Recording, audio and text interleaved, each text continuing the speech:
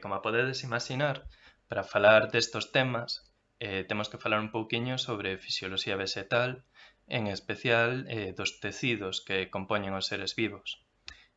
Podemos ver aquí na lista da esquerda os diferentes tecidos vegetais. Temos tecidos meristemáticos, tecidos parenquimáticos, tecidos protectores, tecidos de sostén ou tecidos conductores. E espalladas pola diapositiva adiante temos pois diferentes funcións que cumpren estes tecidos, non? Temos o transporte de auga e de nutrientes, que non deixa de ser un sistema pois semellante ao dos animais cas súas veas e arterias, para distribuir as sustancias nutricias e auga por todo o corpo da planta. Temos os sistemas de captación de luz, cos seus cloroplastos para xerar a fotosíntese. Temos os sistemas de intercambio gaseoso, que, como sabemos, pois as plantas transpiran e precisan un intercambio de gases co medio continuo, pois a captación de oxígeno e a liberación de CO2 e viceversa, que as plantas son capaces de revertir a fotosíntese na súa fase oscura, poderíamos dicir, non? Os tecidos que constitúen a cortiza, a capa máis externa dos vegetais e a principal liña de defensa co medio, non? Os tecidos impermeabilizantes, que son os que se encargan de evitar que as sustancias saian das células e a súa vez que entren en exceso dende fora de elas, para que o seu metabolismo funcione correctamente.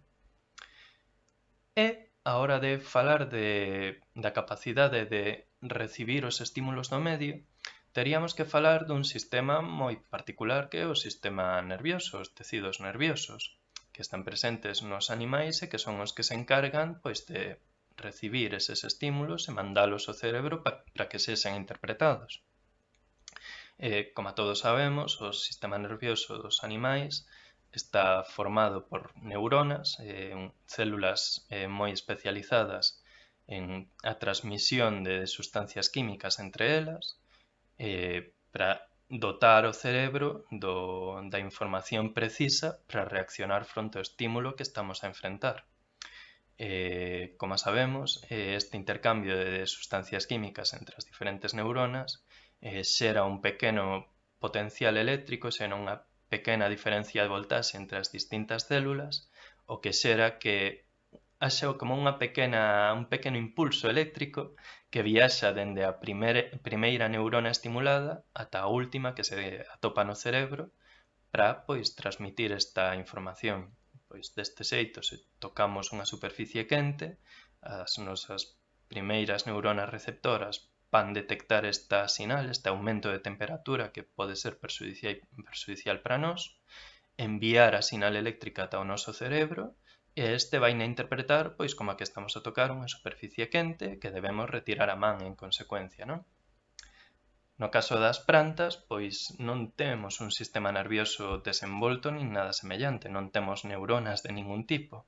pero sí que son capaces de reaccionar fronte a estímulos mecánicos, fronte a agresións directas que se provoquen sobre o corpo da planta, e tamén teñen capacidade de reacción fronte a estímulos químicos, fronte ás diferentes sustancias que poidan ser perxudiciais ou nocivas para a planta, e de como se adaptan ante elas fronte ás súas concentracións ou presencia ou ausencia.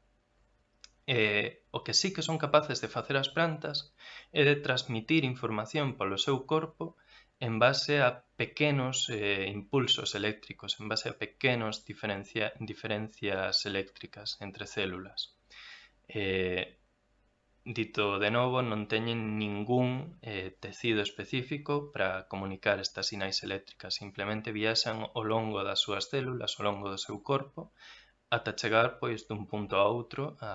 para emitir a mensaxe ao punto que máis lle convén á planta, o tecido obxectivo do estímulo.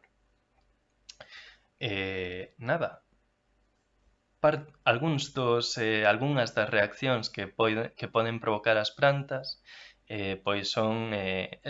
algunhas das máis coñecidas, mellor dito, son estas que temos aquí na pantalla. Por un lado temos a mimosa sensitiva, que xa o seu epíteto específico di moito, non? O de sensitiva, que cando a rozamos, cando a tocamos co dedo, unha das súas follas, esta pecharase ao medio. Se nos fixamos na fotografía, vemos unha folla aberta, composta por múltiples foliolos, é unha folla composta, E se nos fixamos ao lado dela, temos varias follas que están como pregadas á metade. Vemos un pequeno filamento de cor verde, que é unha folla exactamente igual ás outras dúas que temos despregadas, pero que xa as deberon tocar e se pecharon ao medio.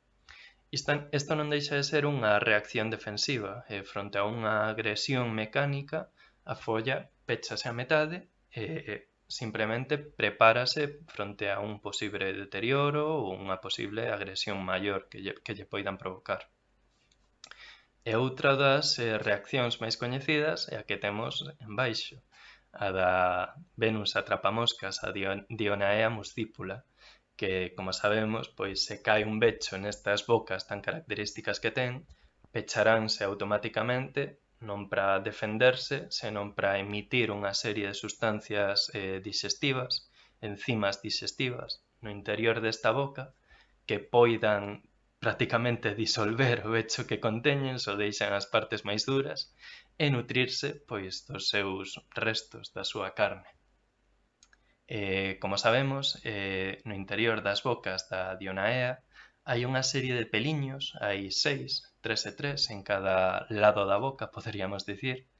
que reaccionan fronte ao toque mecánico que lle fai o becho. Se o bechiño toca 2 veces consecutivas un dos pelos, a boca pecharase, porque as células ás que está conectadas este peliño, este cilio sensitivo, provocarán unha diferencia química semellante á das neuronas que producirá un pequeno impulso eléctrico e provocará que as células no seu conxunto reaccionen cambiando a súa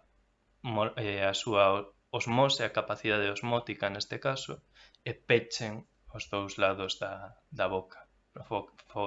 Provocan unha pequena diferenza de presión.